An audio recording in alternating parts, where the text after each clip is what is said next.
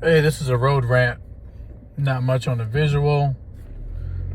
I just want to hop in and make a couple of points, as I usually do when I have some time on the road. So the first thing we need to talk about, among two, is why you're not doing the things that you know you should be doing. And it comes down to compliance. Another word for compliance is obedience. If somebody tells you what to do and you don't do it, you're being disobedient.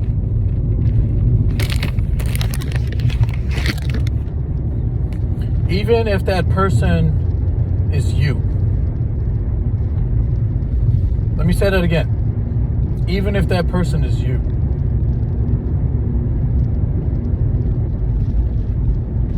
You know what you need to do. You're really good at telling yourself what to do.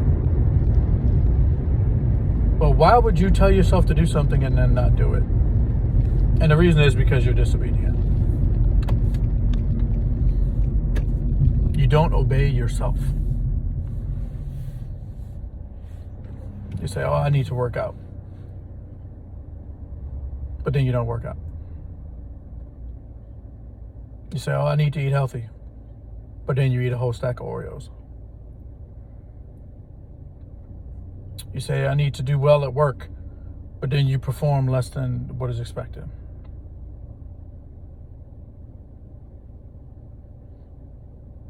You're not good at telling yourself what to do and then making yourself do it. And it's frustrating because you're good at knowing what to do. It's almost impossible not to know what to do.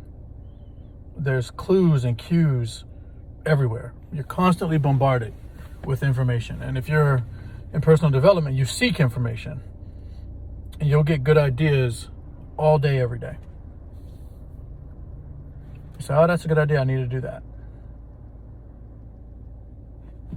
And then you don't do it. And that is because there's a difference between expressing what you should do and explicitly telling yourself to do it. Now, if you're disobedient, you'll tell yourself to do something and you still won't execute. Now, think about it how you would deal with somebody else. If you were trying to tell someone else what to do and they were disobedient, what would you do? You vary your approach. Are you someone who responds well to taking orders? Like, hey, sit down and crank out this report. Or are you a person that procrastinates? You know, I start when I start.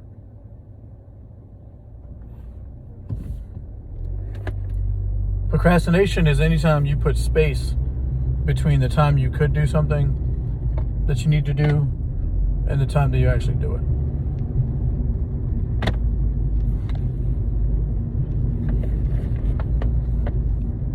So I'm asking you to obey yourself.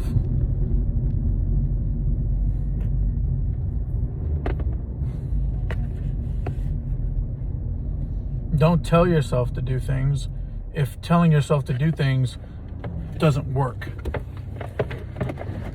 Jordan Peterson teaches to negotiate with yourself. And that's a fair way to think about it. Ask yourself to do things. You know, like, hey, I know you don't feel like it. I know you'd rather be doing nothing. I know you'd rather be, just enjoying your time. But these dishes ain't gonna wash themselves.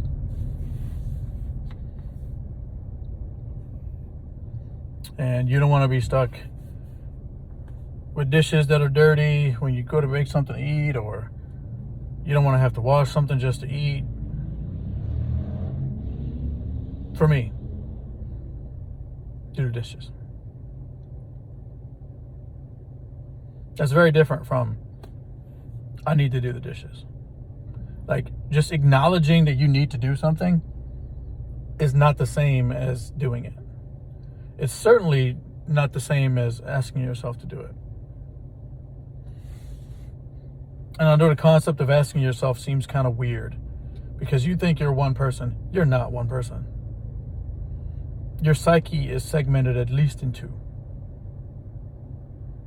You are the executor and you're the observer. And the best thing you can be as an observer is a trainer. You need to be in your own corner, shouting out commands, helping you avoid danger, and giving specific guidance on how to execute.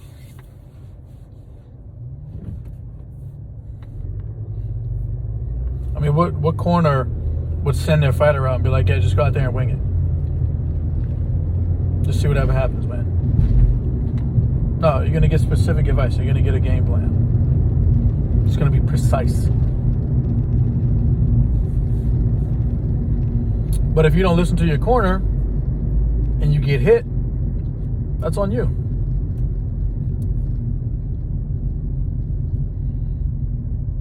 Now, how do you train a fighter? You train a fighter just like you train any other person, just like you train any other animal.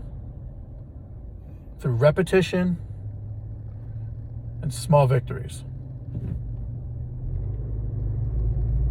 You don't say, I'm going to crank out 1,000-word essay.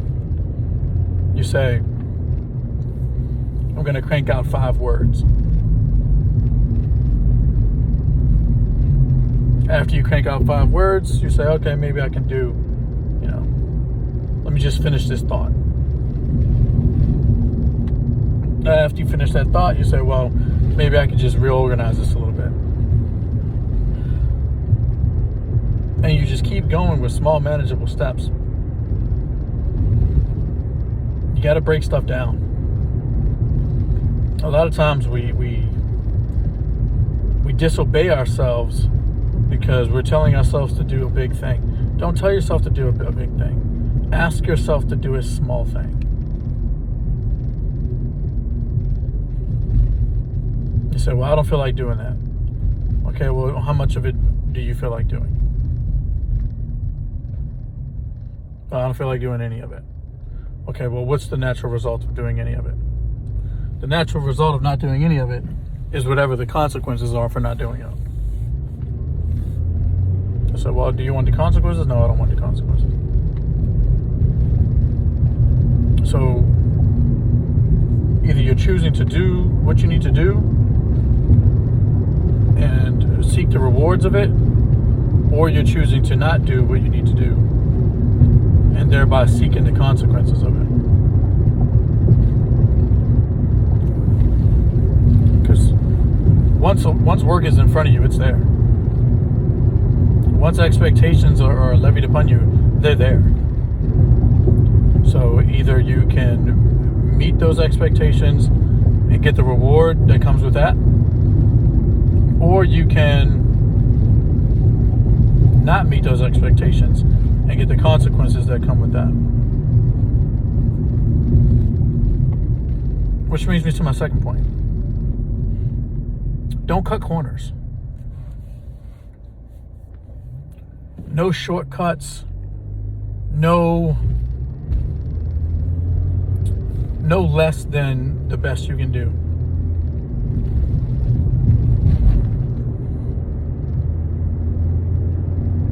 Now, there's several elements that compose your best. Timing, quality, style.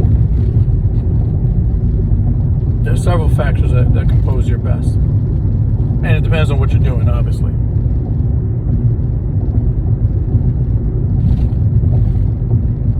But the most important thing you can do in your work, in your relationships, in anything, yourself, this is the key to relationships that I tell you all the time. It's expectations. The most important thing you can do is meet expectations. If you can exceed expectations, great. But you've got to meet them all. It's not okay to exceed one expectation when you don't even meet other ones. Just focus on meeting all the expectations. Then you can exceed in maybe one. You know, like you got a job, let's say you're at Starbucks. You're expected to, make coffee, wipe off the counter, refill the sugars, and greet people when they come in. Let's say those 4 things. Let's say those are the expectations. If you keep the counters immaculate and you keep the sugar perfectly full, you make good coffee, you make the best coffee anybody makes, noticeably so. That will not compensate for the fact that you're not greeting people when they come in. So you can exceed 3 out of your 4 expectations. But if you don't meet one of them, it doesn't matter how much you exceed the other ones. So, a lot of people call that the vital few. Within any domain or any job or any relationship, there's a vital few handful of tasks. I really don't want to use the word tasks because it might offend people when it comes to relationships, but I guess I'll use the word tasks because it is what it is. Anything that you do that is work towards something as a task. There's going to be those vital few things. And you have expectations in those vital few. Sometimes those expectations will be clear. Sometimes they will be unclear. Sometimes they will be specific. Sometimes they will be vague. But you can estimate with reasonable certainty what those expectations are. And if it's something that you would count or measure, just set your own number based on feedback and other, subjective metrics. But, if you're supposed to do something every day and you haven't done it, 1 is a good number to go for.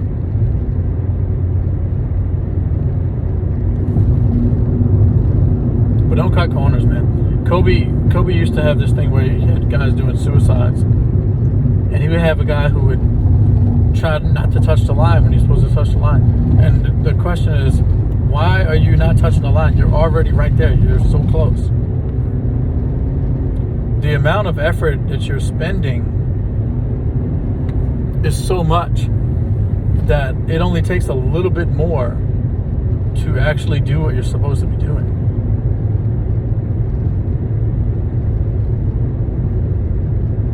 So, you're already 99% of the way there.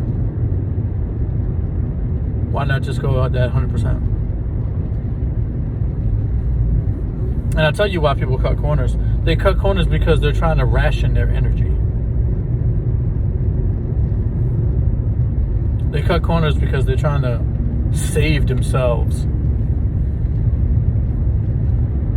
Or even worse, they're afraid of raising their standard to a level that they won't want to maintain.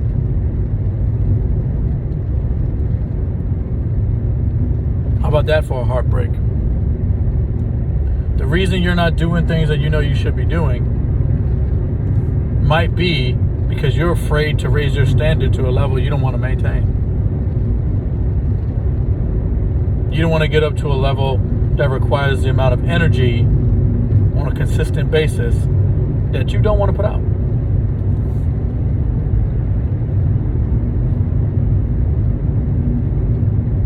But like I said before, the best thing you can be for yourself is a trainer.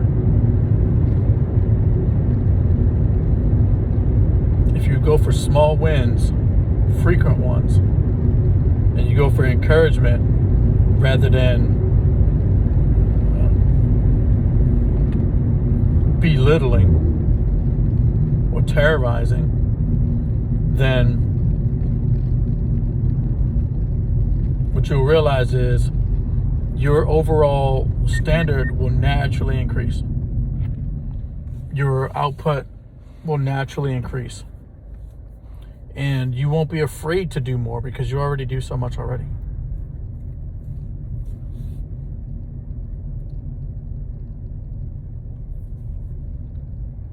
So that's really all. That's all for now. Number one, obey yourself. And if you got to ask yourself nicely, then ask yourself nicely. And number two, don't cut corners. You could almost succeed and fail, or you could put in a little bit more effort and actually succeed. That's all for now.